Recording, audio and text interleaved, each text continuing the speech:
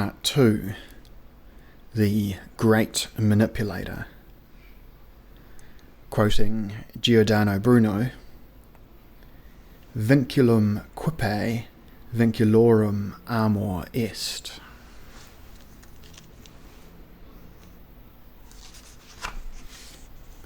Chapter 4, Eros and Magic.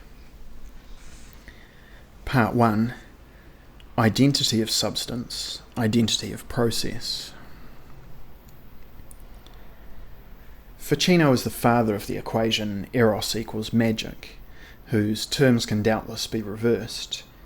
It is he who points out for the first time the substantial identity of the two techniques for manipulation of phantasms, as well as their operational procedures. Love is, to be sure, a magician. The creation of this formula is also Couliano's. That is because, quote, "The whole power of magic is founded on Eros. The way magic works is to bring things together through their inherent similarity. The parts of this world, like the limbs, that is to say, the organs, of the same animal, all depend on Eros, which is one. They relate to each other because of their common nature. Similarly, in our body, the brain, the lungs, the heart, liver, and other organs interact, favour each other, intercommunicate, and feel reciprocal pain. From this relationship is born Eros, which is common to them all. From this Eros is born their mutual rapprochement, wherein resides true magic." End quote. This is tantamount to saying that, since the substance in which the processes of Eros and of magic occur is unique, the universal pneuma, these two techniques are closely related, indeed identical. Moreover, Eros, presiding over all spiritual activities, is what ensures the collaboration of the sectors of the universe, from the stars to the humblest blade of grass. Love is the name given to the power that ensures the continuity of the uninterrupted chain of beings. Pneuma is the name given to the common and unique substance that places these beings in mutual relationship. Because of Eros, and through it, all of nature is turned into a great sorceress. If magic is love, the opposite is no less true. Mathematical equations are always reciprocal and transitive.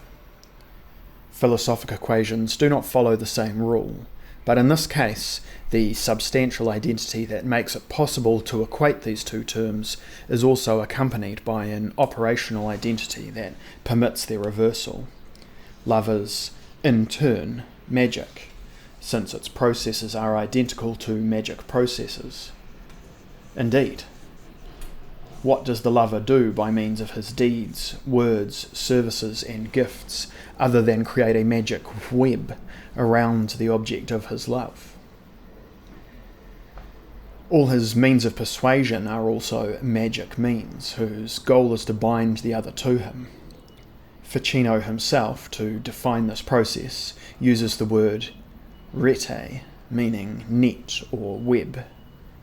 To put it simply, the lover and the magician both do the same thing. They cast their nets to capture certain objects, to attract and draw them to them. Later we shall have the opportunity to analyse the vocabulary of magic. Couliano's word rete only repeats other accredited vocables such as ilex, illecabra, or esca, which mean bait, decoy.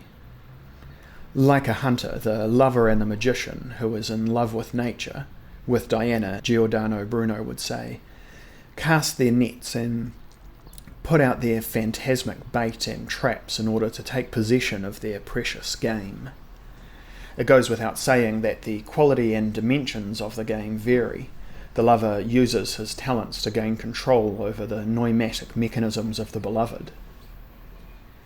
As for the magician, he can either directly influence objects, individuals, and human society, or invoke the presence of powerful invisible beings, demons and heroes from whom he hopes to profit. In order to do so, he must gather knowledge of the nets and baits that he must put out in order to gain the desired result. This procedure is called by Bruno to bind, vincere, and its processes bear the generic name of chains, vincula. The doctrine of the identity of love and magic, already outlined by Ficino, is only carried to its logical conclusions by Giordano Bruno. Since the first part of this work has been devoted to the phantasms of Eros and, to a certain extent, to artificial memory, the subject of erotic magic seems to me the most appropriate to ensure the continuity of my account. I take it up here with the reservation that it can only be explored in more depth after the mechanism and origins of noimatic magic have been explored. The principle underlying the way it works has been mentioned in passing in the foregoing pages. In order to enhance comprehension that is still peripheral to what will follow, the reader is requested always to keep in mind that magic is a phantasmic process that makes use of the continuity of the individual noima and of the universal noima. We shall see in due course how this continuity is ensured and by what means magicians hope to attract the collaboration of supernatural presences. Beyond this presupposition common to all magic, erotic magic reveals other aspects, disconcertingly modern, requiring separate treatment. Bruno is the first to exploit the concept of magic to its ultimate conclusions, envisaging this science as an infallible psychological instrument for manipulating the masses as well as the individual human being. Awareness of the appropriate chains, vincula, enables the magician to realize his dream of universal master, to control nature and human society. This undertaking, however, encounters almost insuperable difficulties.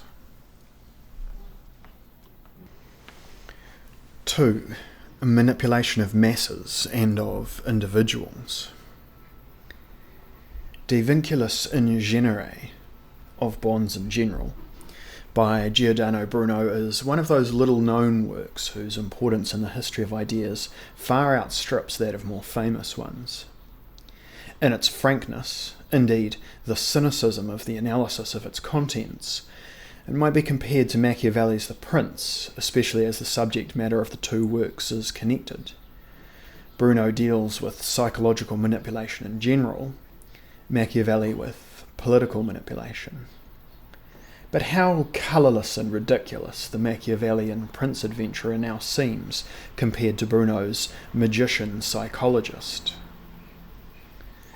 The popularity of the prince gained for it the respect of succeeding centuries and has recently even led to the theory of the modern prince, the Communist Party, advanced by Antonio Gramsci. Unpublished until late, little read and always misunderstood, De vinculis in genere is nevertheless the written work that deserves to have the real and unique place of honour among the theories of manipulation of the masses.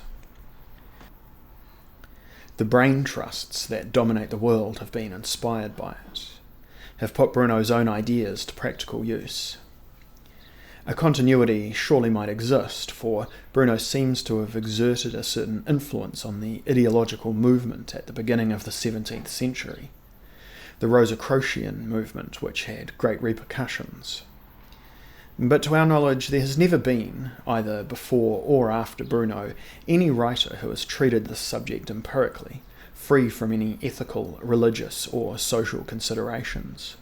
For no one would have dreamed of attacking such a subject from the point of view of the manipulator himself, without first positing, as the fundamental principle of his research, some intangible human or divine right in whose name the manipulation would be condemned. In the 19th century, of course, we find ideologues like Karl Marx and Friedrich Engels who believe that religion is the quote-unquote opium of the people. Therein they only repeat Bruno's statement in De Vinculis, where religion is seen merely as a powerful tool for manipulating the masses. But while Marx and Engels have humanitarian and utopian ideals, Bruno shows little concern for safeguarding human dignity. The only right he envisages belongs neither to God nor to man, but to the manipulator himself. Toward the end of the 19th century, Gustave Le Bon laid the foundations of the discipline called mass psychology in The Crowd, published in 1895, later developed by Sigmund Freud, whose Mass Psychology and the Analysis of the Ego, 1921, excited much interest. But the purpose of Le Bon and of Freud is to determine the psychological mechanisms operating within a crowd that influence its makeup, not to teach how to control a crowd. Science, because of moral scruples, refuses to adopt a point of view. It prefers to allocate to the political man, Adolf Hitler, author of Mein Kampf. The prince is allowed to keep what is his, even if it entails protesting, as in the case of Freud, against the abuses of a Stalin and the new order set up in the Soviet Union. All mankind has heard of Machiavelli's The Prince, and many politicians have hastened to emulate his example. But only today can we appreciate how much De Vinculis outstrips The Prince in depth, in timeliness, and in importance. Today, when no head of state of the Western world would any longer dream of acting like The Prince, but would use, on the other hand, methods of persuasion and manipulation as subtle as those the brain trusts are able to place at his or her disposal. In order to understand and show to advantage the timeliness of De Vinculis, we ought to know about the activities of those trusts, those ministries of propaganda. We should be able to glance at the manuals of schools of espionage, from which we may glean something of what happens outside the corridors of those organisations whose ideal goal is to guarantee order and the common welfare where it exists. Machiavelli's prince is the forebear of the political adventurer, a type that is disappearing. On the other hand, the magician of De Vinculis is the prototype of the impersonal systems of mass media, indirect censorship, global manipulation, and the brain trusts that exercise their occult control over the Western masses. He is not, doubtless, the type followed by Soviet propaganda, for he by no means lacks subtlety. Bruno's magician is altogether aware that to gain the following of the masses, like the loyalty of an individual, it is necessary to take account of all the complexity of the subject's expectations, to create the total illusion of giving unique suum. That is why Bruno's manipulation demands perfect knowledge of the subject and his wishes, without which there can be no bond, no vinculum. This is why Bruno himself also asserts that it is an extremely difficult manoeuvre, only to be accomplished by the use of intelligence, perspicacity, and intuition equal to the task. The complexity of the task is not diminished, for the illusion must be perfect to satisfy the many expectations it proposes to fulfill. The greater the manipulator's knowledge of those he must enchain, the greater is his chance of success, since he will know how to choose the right means of creating the vinculum. We see that the goal of Bruno's erotic magic is to enable a manipulator to control both individuals and crowds. Its fundamental presupposition is that a big tool for manipulation exists. Eros in the most general sense of the word, that which we love, from physical pleasure to things probably unsuspected, in passing, by wealth, power, etc. Everything is defined in relation to Eros, since aversion and hatred merely represent the negative side of the same universal attraction. Quote, all affections and bonds of the will are reduced to two, namely aversion and desire, or hatred and love, yet hatred itself is reduced to love, whence it follows that the will's only bond is Eros. It has been proved that all other mental states are absolutely, fundamentally, and originally nothing other than love itself. For instance, envy is love of someone for oneself, tolerating neither superiority nor equality in the other person. The same thing applies to emulation. Indignation is love of virtue. Modesty and fear, verecundia, timor, are none other than love of decency and of that which one fears. We can say the same of the other mental states. Hatred, therefore, is none other than love of the opposite kind, of the bad. Likewise, anger is only a kind of love. As regards all those who are dedicated to philosophy or magic, it is fully apparent that the highest bond, the most important and the most general, vinculum summum, praecipium et generalissimum, belongs to Eros, and that is why the Platonists call love the great demon, daemon magnus. End quote. Magic action occurs through indirect contact, virtualum seu potentialum, through sounds and images which exert their power over the senses of sight and hearing. Passing through the openings of the senses, they impress on the imagination certain mental states of attraction or aversion, of joy or revulsion.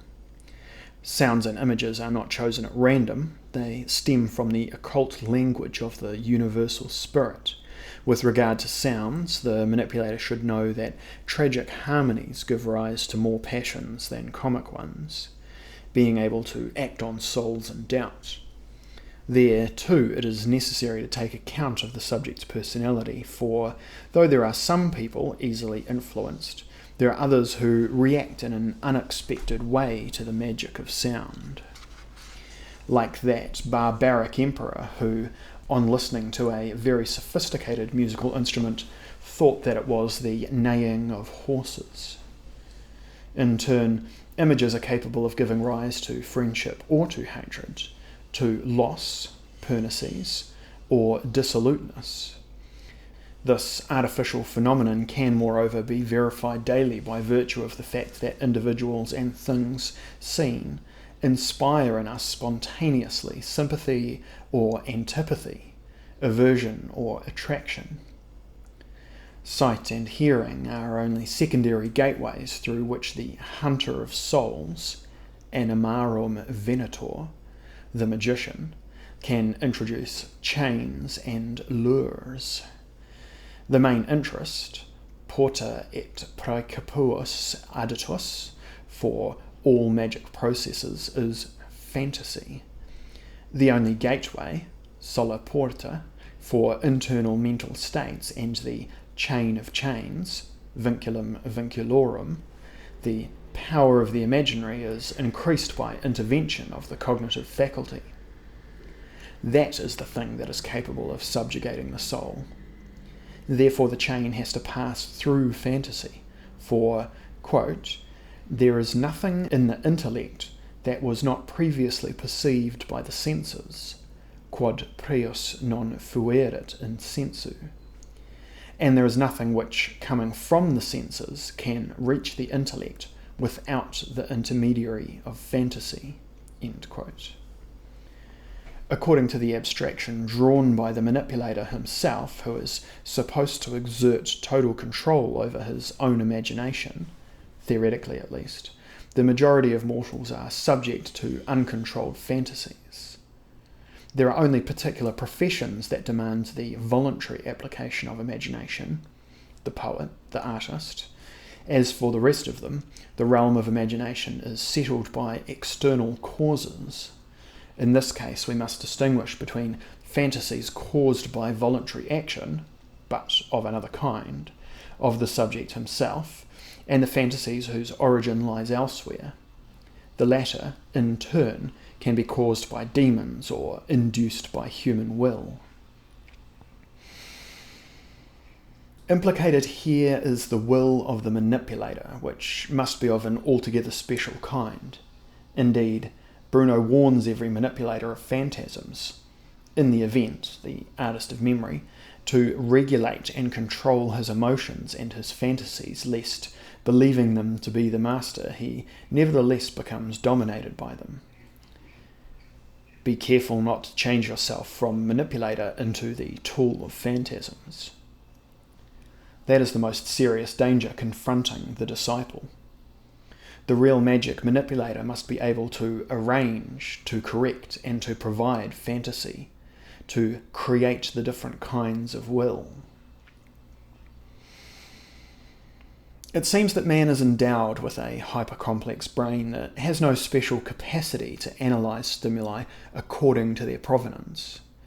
In short, he is not capable of differentiating directly between dreamlike data and those transmitted by the senses, between the imaginary and the tangible. Bruno demands of the manipulator a superhuman task. First, he must accurately and immediately classify data according to their provenance, and then he must render himself completely immune to any emotion prompted by external causes.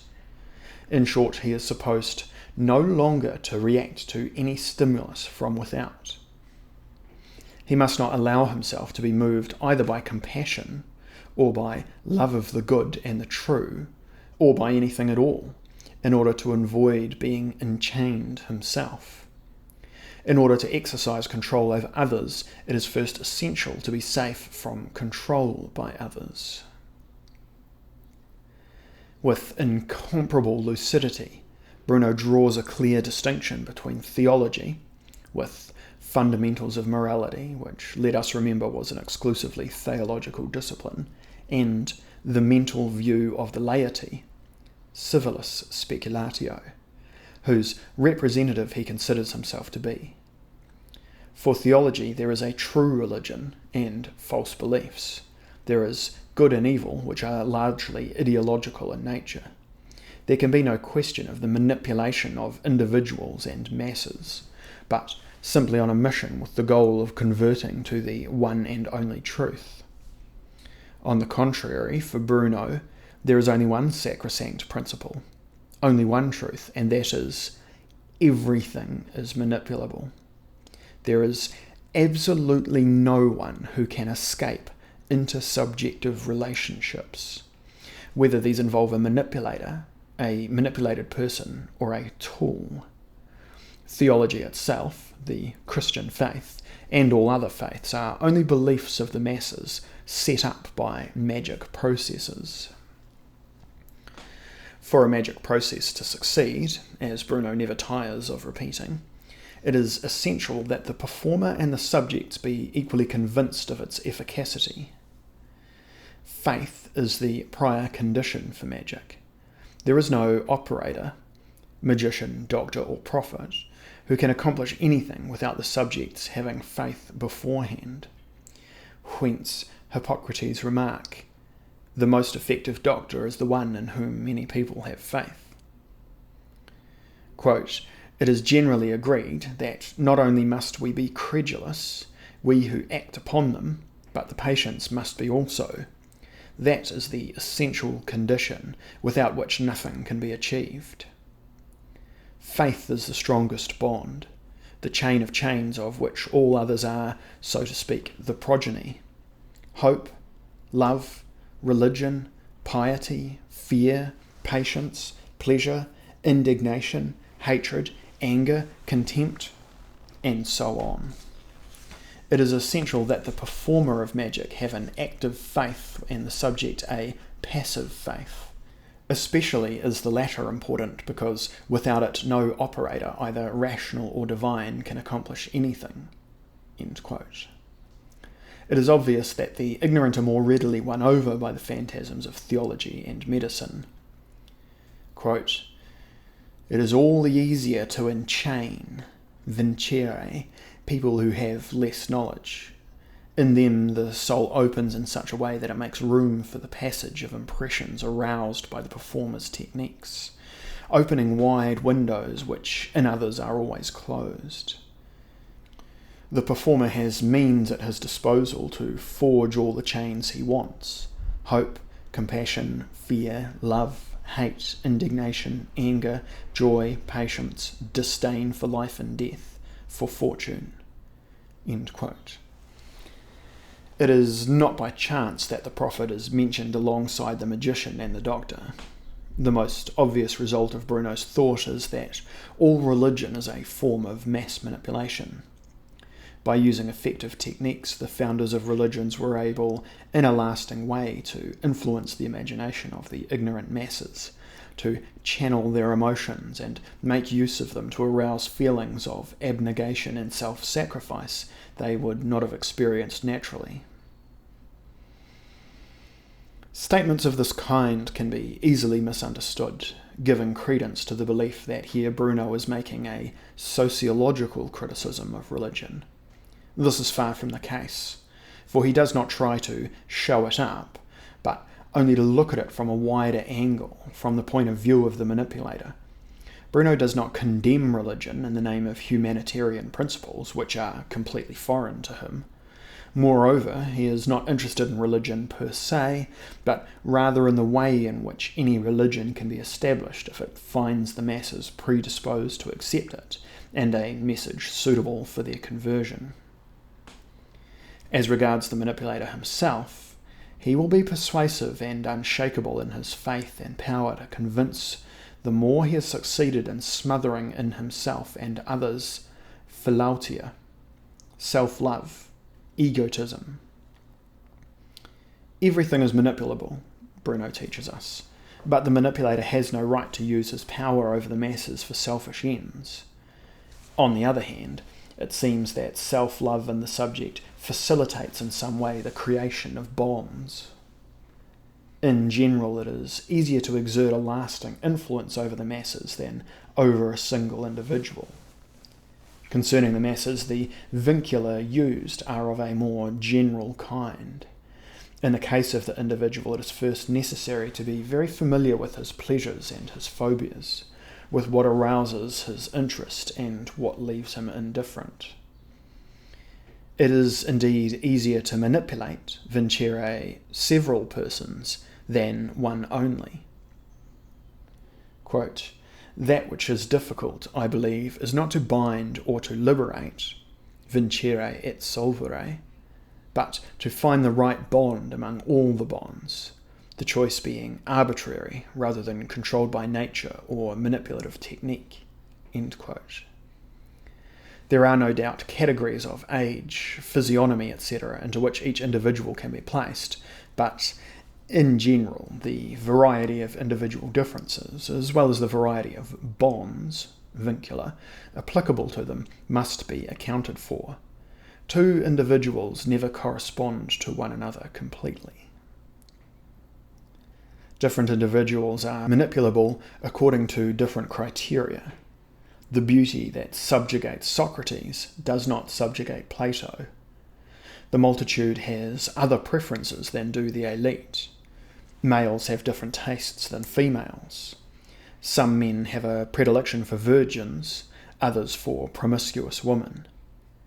In all of the above, the constant is the quality of the chain of chains, the vinculum vinculorum, which is Eros, or sensual pleasure, and sometimes fantasy, which amounts to the same thing. Part 3. Vinculum vinculorum. The phrase vinculum vinculorum, chain of chains, as we have seen, is applied by Bruno to three separate things: Eros, fantasy, and faith. We already know, of course, that Eros is a phantasmic process which reduces the number of terms to two. Then we learn that the ground on which faith can be formed and can prosper is the imagination, which amounts to saying that fundamentally the vinculum vinculorum is the synthesizer, receiver, and producer of phantasms. However, Bruno uses this expression most often to describe the extraordinary power of Eros, daemon magnus, which presides over all magic activities.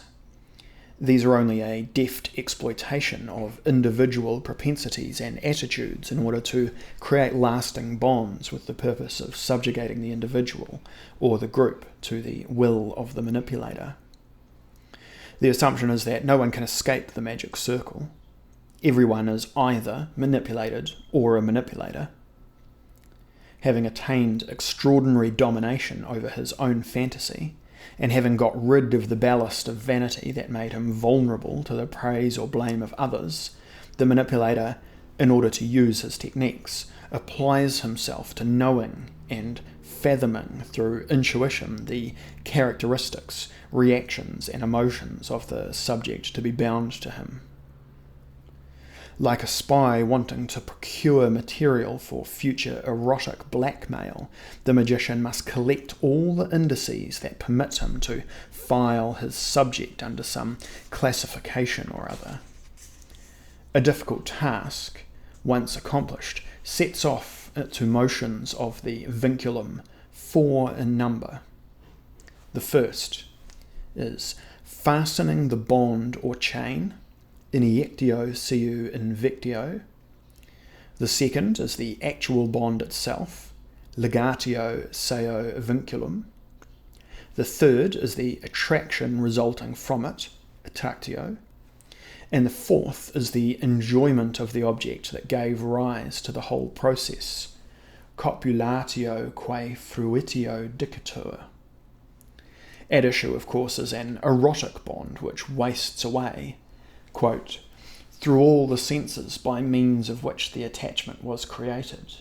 This is why the lover wishes to transform himself entirely into the beloved, through tongue, mouth, eyes, etc.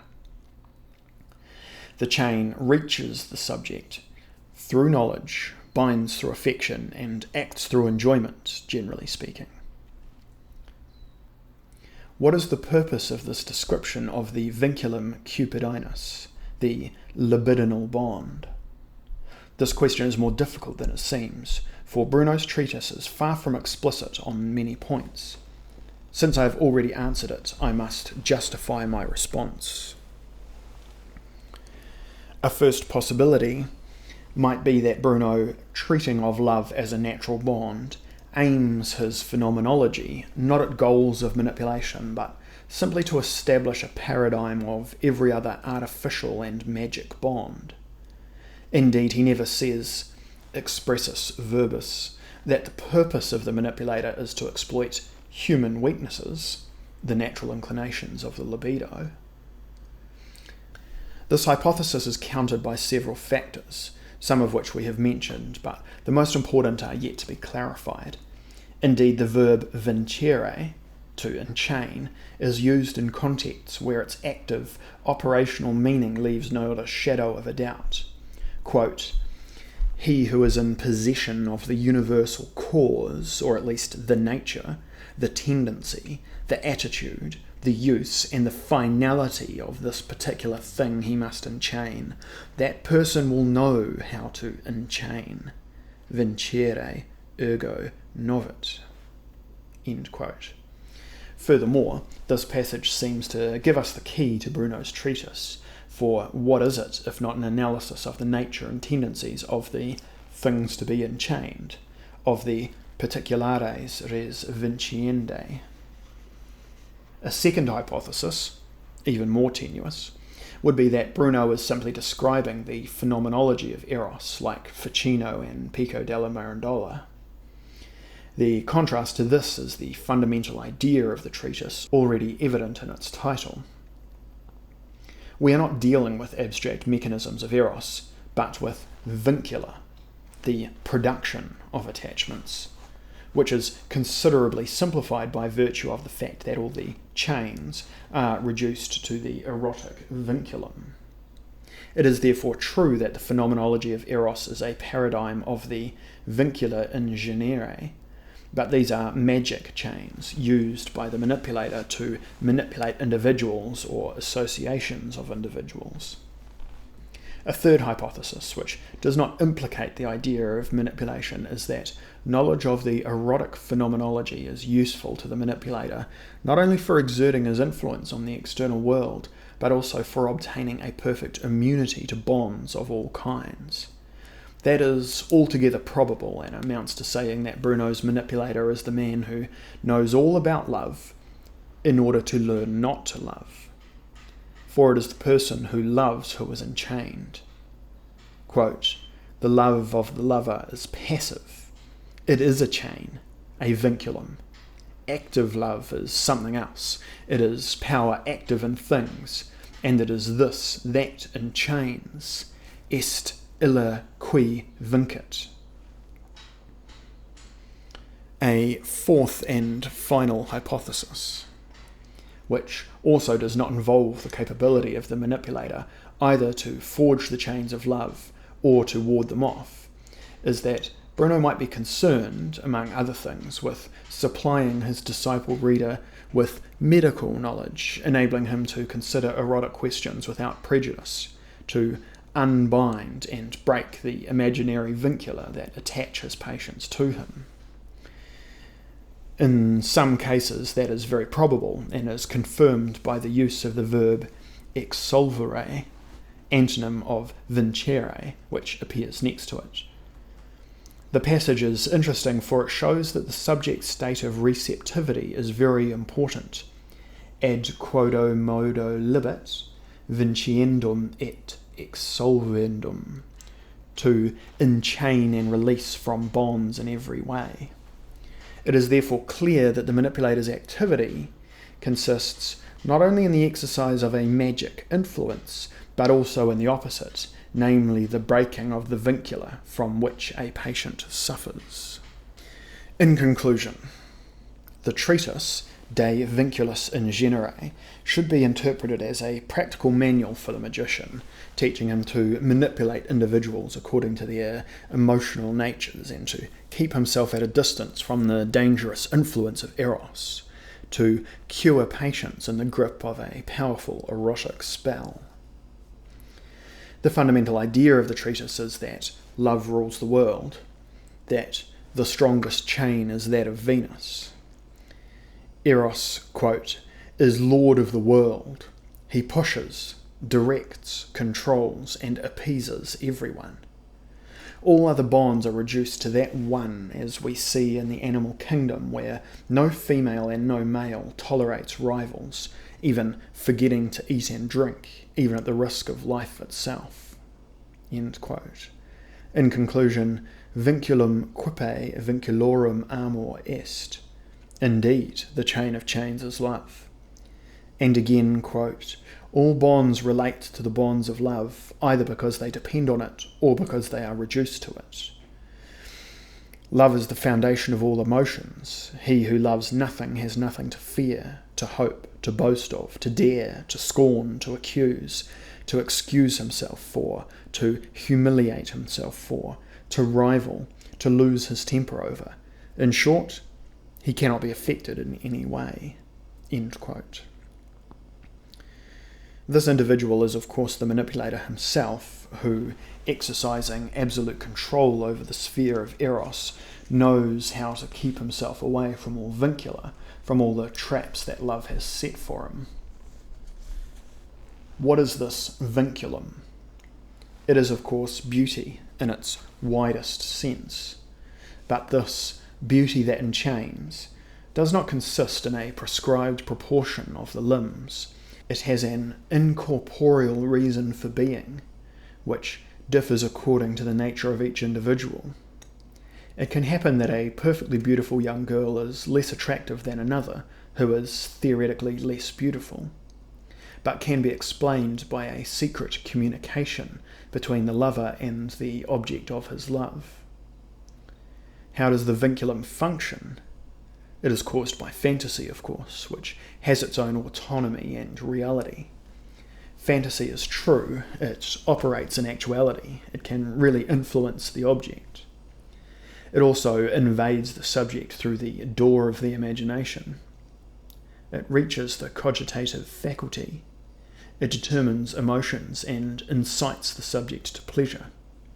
Sight plays an essential role in this, and often the lover perishes for want of seeing the object of his love. The most interesting part of Bruno's thesis is dedicated to the kinds of vincula. They are very numerous, for the emotion that each person demonstrates is differentiated according to the recipient. Quote, "It is with a different bond that we embrace sons, father, sister, wife, a woman, the libertine, and a friend. Semen is of many kinds, Venus is of many kinds, love is of many kinds, bonds are of many kinds. Multiplex semen, multiplex Venus, multiplex amor, multiplex vinculum. The female becomes attached to a female, the child to a child, the male to a male, the male to a female, the man to his superiors, to his equals, to his inferiors, to natural things, to artificial things. Things become attached to other things." End quote. In principle, man is freer than beast in the choice of chains. A mare has no difficulty in giving herself to any horse. On the other hand, a woman does not give herself to every man. Though it is almost impossible to determine precisely the nature of the bonds capable of enchaining one person to another, there are nevertheless some general rules according to which the subjects can be classified in groups of age, temperament, physiognomy, and social position. Those classifications facilitate the choice of the genus of bonds, but do not suffice to establish the particular species. For instance, the child is less subject to erotic attractions. Only after his 14th year is he capable of responding to erotic stimuli. The most vulnerable are mature people, since their genital powers are more developed, and among them, adolescents especially, for to them Eros represents a new and long-awaited experience, and because the genital passage being smaller, the erotic pleasure is more intense. Of the four temperaments, melancholics are most inclined to experience the seductiveness of sensual pleasure, since they are endowed with an intense fantasy life, capable of imagining all sorts of erotic delights. But this propensity for speculation and contemplation makes them more unstable emotionally. Furthermore, melancholics pursue sensual pleasure for its own sake. They do not consider the propagation of the species. Physiognomy also helps the manipulator to place the subject in an erotic classification. For instance, people with weak and sinewy shin bones, a prominent curved nose, altogether resembling a billy goat, are like satyrs, tending toward venereal pleasures. Their emotions are not lasting, and their passion is quickly assuaged. People of a higher social class like to be honoured and flattered. Their sycophants have an easy time of it, provided they do not exaggerate.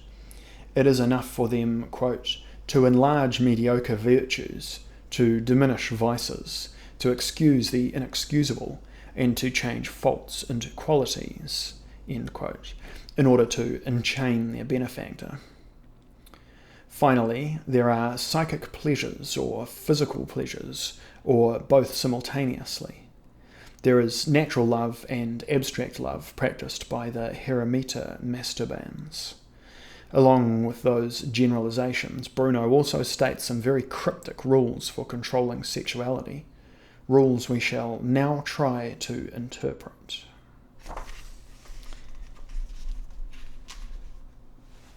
Part 4.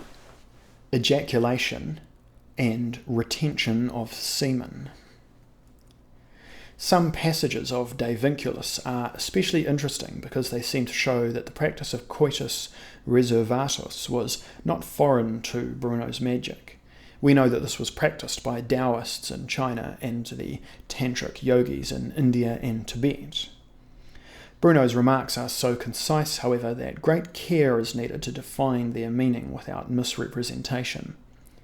Since only a few sentences are involved, we can make an exception to the general rule observed in this book so that readers can consult the Latin text as well as the translation. Quote, Iactu seminus vincula relaxantur, retentione vero intenduntur, taliter debit affectus qui vincere volt, qualitor qui vincere debit. Propteria in convivius et post convivia inspirare introducator in ossibus ignem cupido. Vide, continentia est principium vinculi, abstinentia praecurat famem, haec melius cibum attrahit. Translation. Ejaculation of semen releases the bonds, whereas its retention strengthens them. He who wishes to enchain is obliged to develop the same emotions as he who must be bound. That is why, when we are overheated at banquets or after banquets, Cupid invades us. Look, continence is the beginning of the bondage. Abstinence precedes hunger, and hunger leads to victuals. Vinculum fit ex prolifico semini quod ad actum suum rapitur, nititur atque rapit. Ideo hos emissum secundum partum, perit secundum partum vinculi vis. Translation. There is a bond by means of prolific semen, which is attracted, strives, and approaches its act. That is why, if it has been partially emitted, the strength of the bond is also partially dissipated.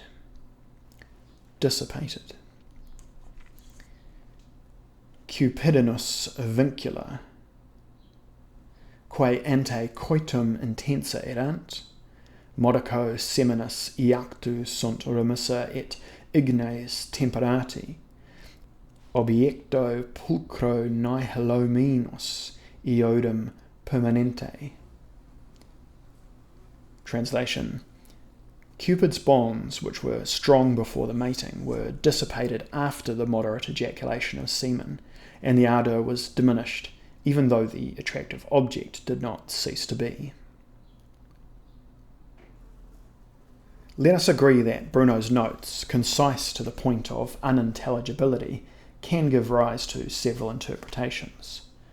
We have already stated a first hypothesis, that he deals with the practice of retention of sperm, of coitus reservatus.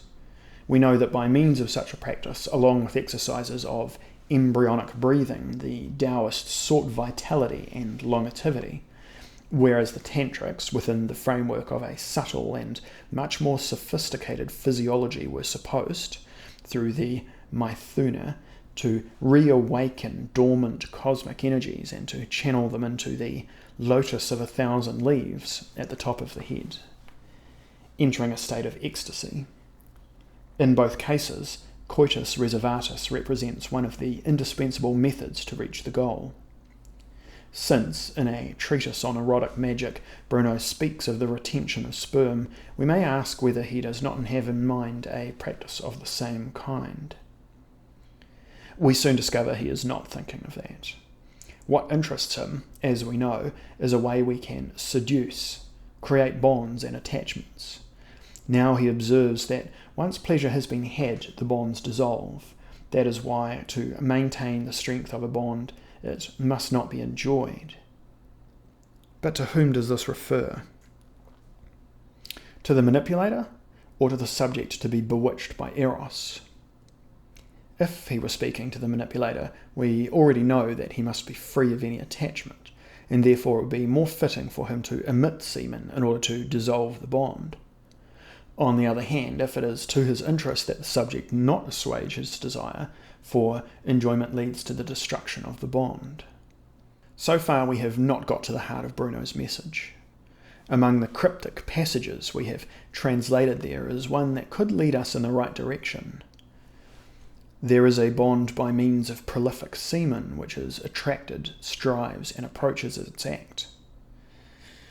That probably means that the person who ardently desires has the power to attract into his orbit the object of his desire. On the other hand, if he emits the semen, the strength of his desire diminishes, and consequently the strength of the bond is also reduced. That is why the manipulator is supposed to strengthen the bond, retain the sperm, for he who wishes to bind is obliged to develop the same emotions as he who must be bound. That is the transitive result of magic. To arouse an emotion, the manipulator must develop it in himself, whence it will not fail to be transmitted to the phantasmic mechanism of his victim. What Bruno wishes to say has no connection with the practices of coitus reservatus. He simply recommends that the manipulator be continent and, at the same time, ardently desire the subject. Does he not assert, moreover, that the more saintly one is, the greater one's ability to bind others? He must indeed cultivate assiduously the same passion he wishes to arouse in his victim, taking care, however, not to be possessed by his own phantasms and never to aspire to the assuagement of desire, else the strength of the bonds disappears. The tenet of a connection between the continence of the manipulator and his magic or visionary abilities is a very old, prestigious one, taking many forms. We have seen that a close connection had been established through the medicine of antiquity between the five senses, the production of the voice and the secretion of sperm. The last two are closely allied in Renaissance medicine, since they represent the only two modalities through which the spirit leaves the body in an observable way. It goes without saying that too abundant a loss of sperm will affect not only the voice but also the other spiritual activities of the subject, and that reciprocally, speaking too much will produce the same result. The opposite of pneumatoria is the accumulation of the pneuma, which is gained, for one thing, through sexual continence. All those ideas are concentrated in a treatise that appeared in 1657, Alphabetae Vere Naturalis Hebraici Brevissima Delineatio, by Franciscus Mercurius van Helmont, 1614 to 98, son of the famous Paracelsian iatrochemist Johannes Baptista von Helmont. Quote, "If semen is not emitted, it is charged into a spiritual force that preserves its capacities to reproduce sperm and invigorates breath emitted in speech." End quote. In his De Vinculis, Giordano Bruno probably refers to a similar tenet exalting continence for its ability to create vincular, magic bonds. It is remarkable that only physical continence is at issue, since, on the psychic level, Bruno recommends producing voluptuous phantasms whose purpose is to influence the subject's internal consciousness. To sum up, Bruno's manipulator has to perform two contrary actions. On the one hand, he must carefully avoid letting himself be seduced, and so must eradicate in himself any remnants of love, including self-love. On the other hand, he is not immune to passions. On the contrary, he is even supposed to kindle in his phantasmic mechanism formidable passions, provided they be sterile and that he be detached from them. For there is no way to bewitch other than by experimenting in himself with what he wishes to produce in his victim. It is a strange and almost unbelievable method, which, however, well explains the concise passages translated above, and is also confirmed by the advice Bruno gives to the artists of memory in his Sigillus Sigillorum. He tells them almost literally, "Be excited. Those people who are the most inclined towards erotic pleasures and hatred are the most active." There is no artificial memory without very strong affectivity, emotionally charged images, and there can be no superior intelligence and contemplation without passing through the gateways of emotional images. It is easy to guess how much discernment on the part of the manipulator was required by Bruno's method. He was simultaneously required to be hot and cold, intoxicated with love and totally indifferent to all passion, continent as well as debauch. That explains the abundant oxymoron in his poetry, the contiguity of contradictory images and symbols. Most of the time he describes his state of soul as a mixture of fire and ice, which we can understand all too well, having studied his magic practices. Part 5 of Magic as General Psychosociology. Bruno's erotic magic, though unorthodox, has allowed us a close view of the extreme conclusions to which identity of substance and manipulation between Eros and magic could lead. We must reverse our tracks and ask ourselves again about the relationship between Eros and magic. Namely, where does Eros end? Where does magic begin? The answer seems very simple. At the very moment Eros is made manifest, so is magic also. That is why erotic magic, at bottom, represents the starting point of all magic. We still have to go deeper into the definition of magic as a spiritual manipulation.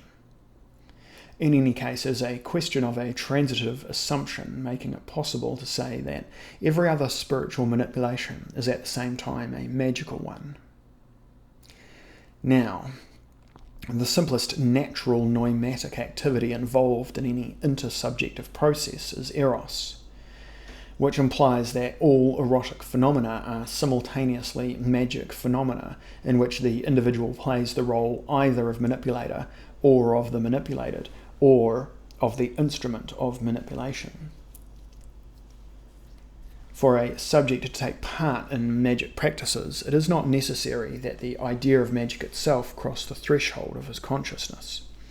In fact, since there is no act which does not involve the noema in one way or another, we can even say that the whole existence of an individual lies in the sphere of natural magic.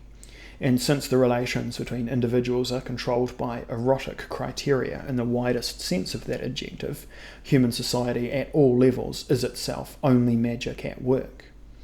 Without even being conscious of it, all beings who, by reason of the way the world is constructed, find themselves in an intersubjective intermediate place, participate in a magic process. The manipulator is the only one who, having understood the ensemble of that mechanism, is first an observer of intersubjective relations, while simultaneously gaining knowledge from which he means subsequently to profit. All of the foregoing bears a strange resemblance to the concept of the transference process, according to Jacques Lacan, for whom the world itself is but a huge apparatus of intersubjective exchanges in which each individual takes in turn the role of patient or of analyst. The magician has two greater possibilities. Those of the doctor are relatively limited. Take two individuals, A and B, and the relationship between them, which we shall call Y. Let us then suppose that A loves B and that B does not respond. Y, their relationship, is defined in those terms. It is the magician's task to modify Y. Placing himself at the service of A, he will obtain for him the favours of B. But let us suppose that A's family has a stake in having A give up his mad passion for B. Placing himself at his service, the manipulator changes Y and cures A. That is the task of the doctor. Let us suppose that A is a manipulator of magic and that he wants to obtain favours from B. He is a magician, not a doctor. Third case, involving two of actual magic and one of medicine. what exactly is the borderline between those two disciplines? It is easy to realise that the powers of the doctor are legally limited to the cases in which A's disease conflicts with the interests of society, which amounts to saying that it is out of range of normality. On the other hand, the practitioner of erotic magic in general can utilise his talents against society itself and against the will of an individual.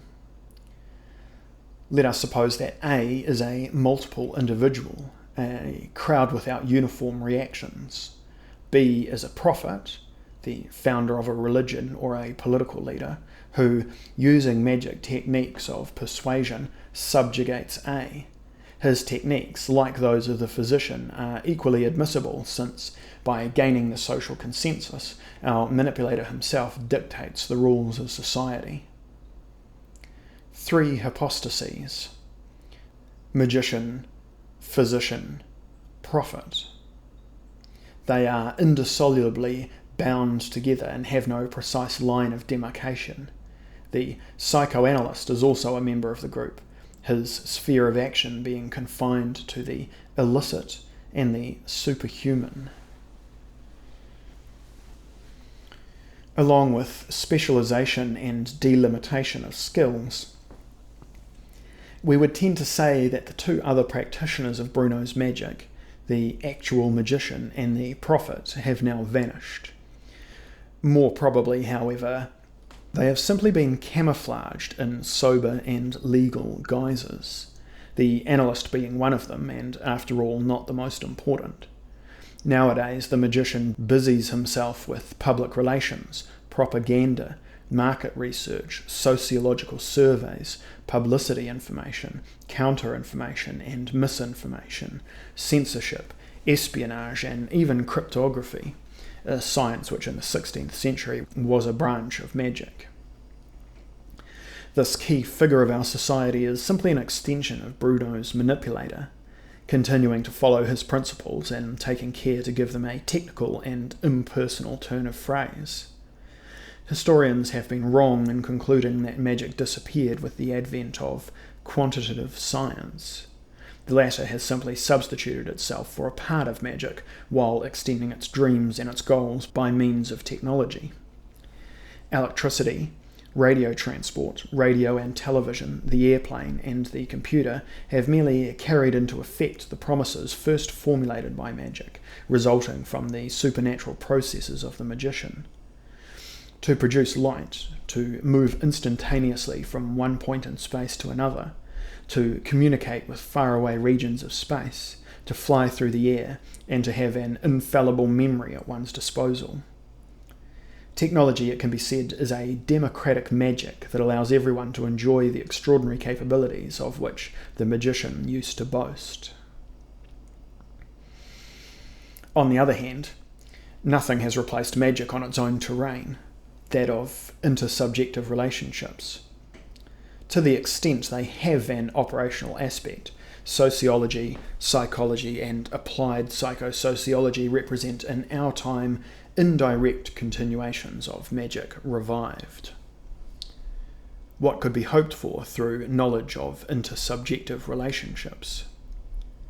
A homogeneous society, ideologically healthy and governable. Bruno's total manipulator takes upon himself the task of dispensing to subjects a suitable education and religion. Quote, "Above all, it is necessary to exercise extreme care concerning the place and the way in which someone is educated, has pursued his studies, under which pedagogies, which religion, which cult, with which books and writers. For all of that generates by itself, and not by accident, all the subject's qualities." End quote. Supervision and selection are the pillars of order. It is not necessary to be endowed with imagination to understand that the function of Bruno's manipulator has been taken into account by the state, and that this new integral magician has been instructed to produce the necessary ideological instruments with the view of obtaining a uniform society. Is the Western state in our time a true magician? Or is it a sorcerer's apprentice who sets in motion dark and uncontrollable forces? That is very hard to say. In any case, the magician state, unless it involves vulgar conjurers, is vastly preferable to the police state, to the state which, in order to defend its own out-of-date culture, does not hesitate to repress all liberties and the illusion of liberties, changing itself into a prison where all hope is lost. Too much subtlety and too much flexibility are the main faults of the magician state, which can degenerate and change into a sorcerer state. A total lack of subtlety and of flexibility are the main defects of the police state, which has abased itself to the status of jailer state. But the essential difference between the two, the one which works altogether in favour of the first, is that magic is a science of metamorphoses with the capacity to change, to adapt to all circumstances, to improve, whereas the police always remains just what it is. In this case, the defender to the death of out-of-date values, of a political oligarchy useless and pernicious to the life of nations. The system of restraints is bound to perish, for what it defends is merely an accumulation of slogans without any vitality. The magician state, on the other hand, only expects to develop new possibilities and new tactics, and it is precisely excess of vitality which impedes its good running order. Certainly it too can only take advantage of an infinitesimal part of its magic resources, but we surmise that these are so extraordinarily rich that, in principle, they should have no difficulty in uprooting the decayed tree of police ideology. Why does that not happen? Because the subtlety of those internal forces at play exhausts the attention of the magician state, which reveals itself ill-prepared to attack the question of a fundamental and effective magic in its external relationships. This monster of intelligence finds itself without weapons when long-term operations are involved, or when it ought to create a charming image in international relations. Its pragmatism, lacking in ceremony and in circumspection, results in an image which, however false, is nevertheless repugnant in its partner's eyes, and this absence of promises and of Byzantine speeches, when all is said and done, proves as counterproductive as its obvious excesses of intelligence and its well-known incapacity to propose radical solutions. If we can be surprised by the fact that the police state has still function, we can just as well ask why the magician state, with boundless resources, functions so badly that it seems daily to lose ground vis-a-vis the ideological and territorial strides made by the other one. The conclusion is ineluctable. It is the magician state. It is that the magician state exhausts its intelligence in creating internal changes, showing itself incapable of working out a long-term magic to neutralize the hypnosis induced by the advancing cohorts of police. Yet the future seems to belong to it anyway, and even the provisional victory of the police state would leave no doubt concerning this point. Coercion by the use of force will have to yield to the subtle processes of magic, science of the past, of the present, and of the future.